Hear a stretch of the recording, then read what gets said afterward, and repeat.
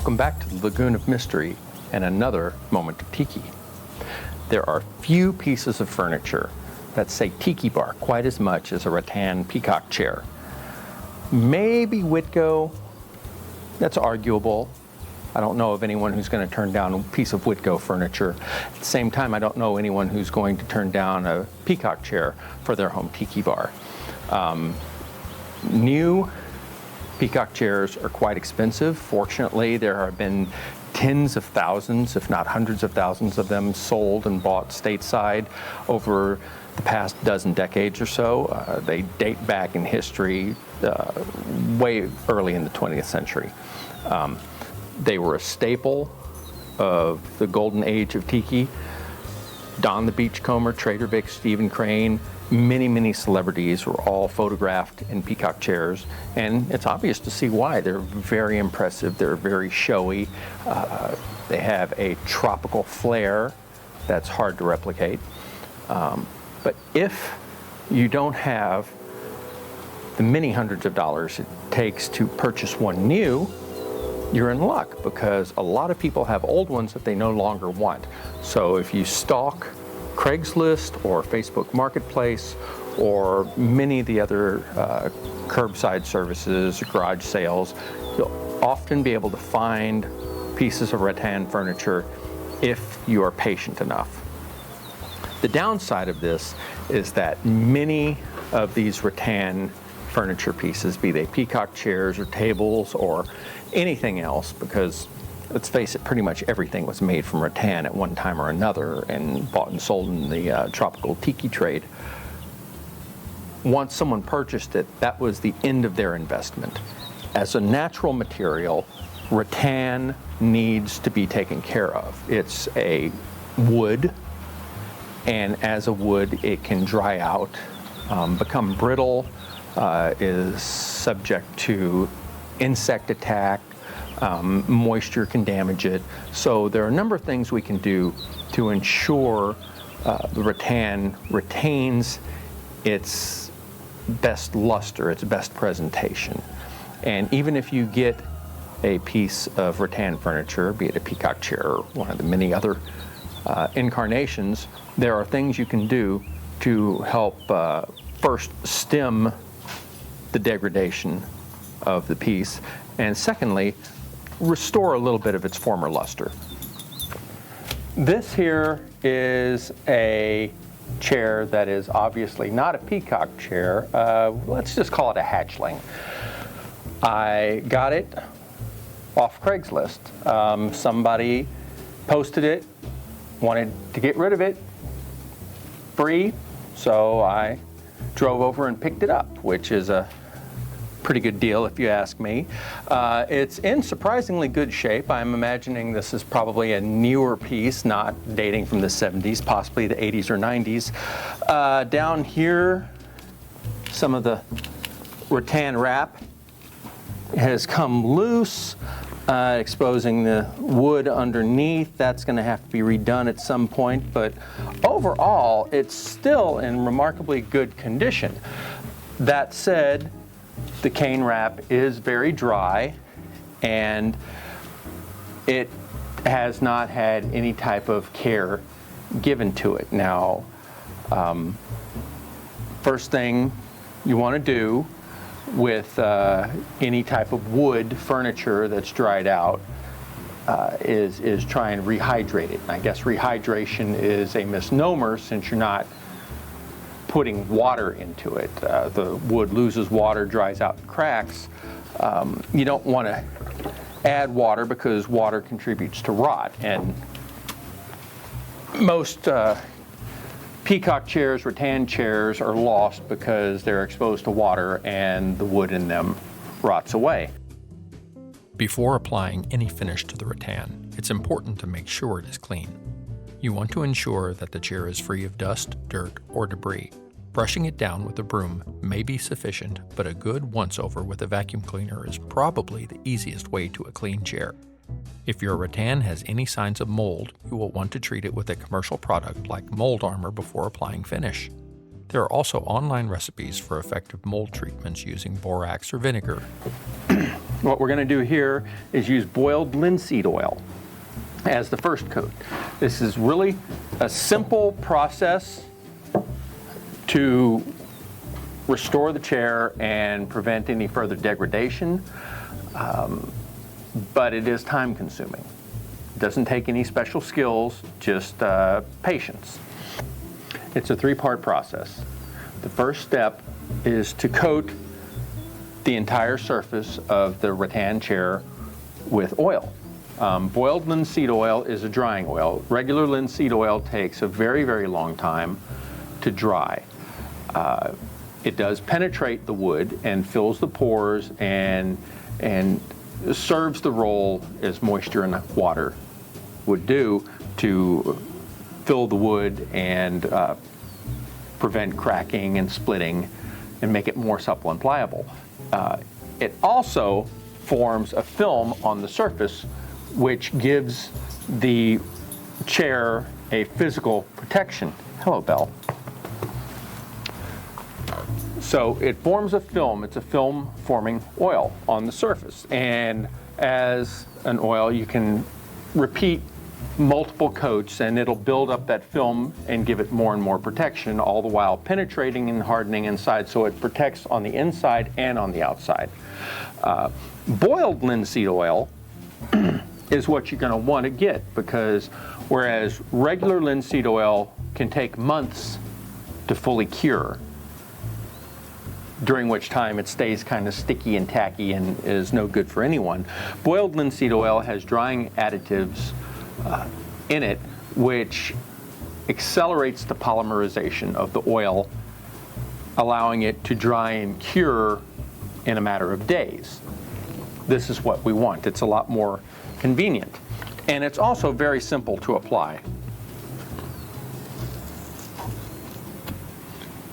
Open the can. I like to put it in a separate cup just for convenience.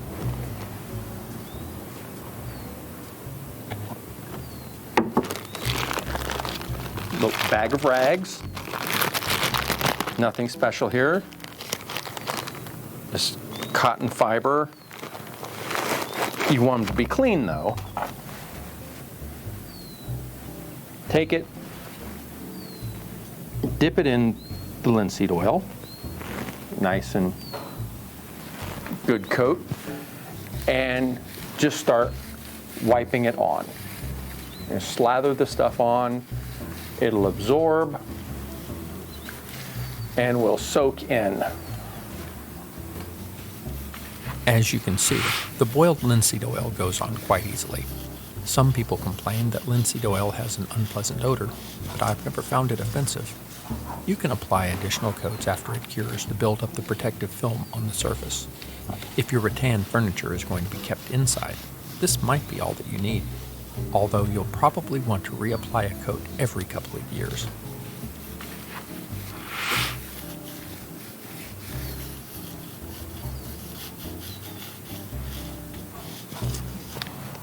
Boiled linseed oil is very simple to use and generally safe. There is, however, one specific issue that you need to be aware of when you're finished wiping on the boiled linseed oil with your rag. During the curing process, boiled linseed oil reacts with the oxygen in the air. And during this process, as it dries and hardens, it generates heat. For your rattan furniture, your wood, or any other things like that, that's not a big deal. There's plenty of airflow and circulation, and the boiled linseed oil isn't in a high enough concentration to cause any issues. With the rags, however, boiled linseed oil has been known to spontaneously combust. When you take a rag or multiple rags with the boiled linseed oil, wad them up and put them in a corner someplace, they could generate enough internal heat to catch fire. So the easy way to avoid this unfortunate development is just to take your used rag, lay it out on a concrete or gravel driveway, and place a rock on it so it doesn't blow away. The boiled linseed will react with the air, it'll dry, it'll cure, and once it's completely dry and hard, it'll be stiff, you'll be able to tell. And you just pick it up and throw it away. Simple as that. Now that the boiled linseed oil coat that I applied last week has fully cured, it's time to apply the next coat, which is seal coat from Bullseye. This is shellac. It is a de-waxed shellac, which means that anything you apply over it will be able to stick and adhere to. The normal shellac that you get, amber shellac and others, have a high wax content, which generally regulates them to a top coat. Shellac is a natural substance derived from the lac bug, and as such, it is, once it dries, considered food safe, which is interesting, although we're not going to necessarily eat anything off of here. Another unique trait of shellac is that for our purposes, it essentially adheres to anything. So whereas the boiled linseed oil, being an oil product, could cause trouble with the adhesion of some finishes, by coating it with shellac, the shellac acts as an intermediary coat, allowing the polyurethane that we're going to come and finish with the top coat to adhere to this chair, which is kind of neat. Now we are in the home stretch. We have put on previously the boiled linseed oil coat, let it cure, and I have put on a secondary coat of de-waxed shellac. That's a Bullseye seal coat. Now is the final stage. We're going to put on a couple of coats of polyurethane. Polyurethane is essentially a plastic. It's liquid and it goes on, then hardens into essentially a plastic shield that will protect it from physical damage, moisture damage. It's just completely encases and protects the rattan chair. Since this is going to go inside, I'm using regular polyurethane, clear satin, because I like the satin look. If it was going to go outside in the Lagoon of Mystery, then I would put on a spar urethane coat, which is similar, only it has additives that protect from UV damage. Because this, if you put this on, all plastics are inherently susceptible to UV damage from the sun, and we're here in Texas. It gets incredibly intense sunlight and the UV damage is quite dramatic. Even under the protective covering of the patio here, there's enough reflected UV to damage and degrade and corrode plastics. Some of the plastic things left here by the previous owners, I was shocked that it was just crumbling into powder because of the UV damage. So this is going inside, so we don't have to worry about that. We're going to put on polyurethane. Now, polyurethane has multiple components, so you're going to want to stir, because I'm putting this down here, and if you can see, there's a big glob comes up on the mixing stick. So all of that needs to be completely stirred together and mixed in. Otherwise, you're not getting the full effect. And here we go. We're starting to get a nice blend, and it's not so sludgy. All right, and as before, we're putting polyurethane on with a brush and working to get all of the surfaces. Now, with polyurethane, to get the most benefit from it, you need to put on several coats. Minimum of 2 coats for polyurethane. Liquid, oil-based finish If you're using the water-based finish, then it goes on more thin. So that would be a minimum of 4 coats, but this is one of the oil-based.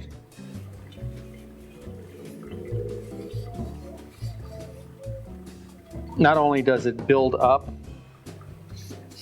the protective hard coat on the outside, you also fill in the gaps of any sections you may have missed on the initial go-round.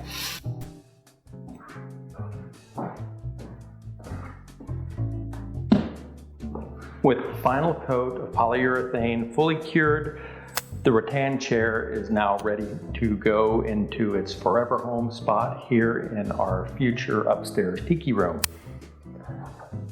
Finishing touch is add a cushion to the seat of appropriate tiki motif, and you have a chair that seats one comfortably. With the multiple layers of protective coating you put on your rattan chair, it will last you a lifetime indoors in a protected, climate-controlled environment. And even if you have it outdoors, as long as you use spar urethane, it will be much more durable than unprotected rattan furniture. Now, if you come across other rattan furniture that isn't as in good a shape as this and want to restore it, probably the best book, the best resource you could get is this. It's Rattan Furniture, a Home Craftsman's Guide. It's by Max and Charlotte Alf. And it was published in the 70s and has a tremendous amount of information about building your own rattan furniture, if you get rattan canes, how to soak them and bend them, but also how to restore and repair damaged rattan and wicker. It's an excellent resource. Unfortunately, it's out of print. I have discovered, though, that they have another book, both Max and Charlotte Alf have another book titled How to Make Your Own Cane Furniture. It came out in 1982, about 6 years or so after this one did. And as far as I can tell, it's the same book. There are the same photos of furniture featured in there. The page count is almost identical. I suspect it was republished by a different publisher and they changed the name. I don't know for sure, but the information in here is excellent, and I have no doubt that a lot of the information will be repeated in their other one. So I'll have a link in the show notes where you can track these books down.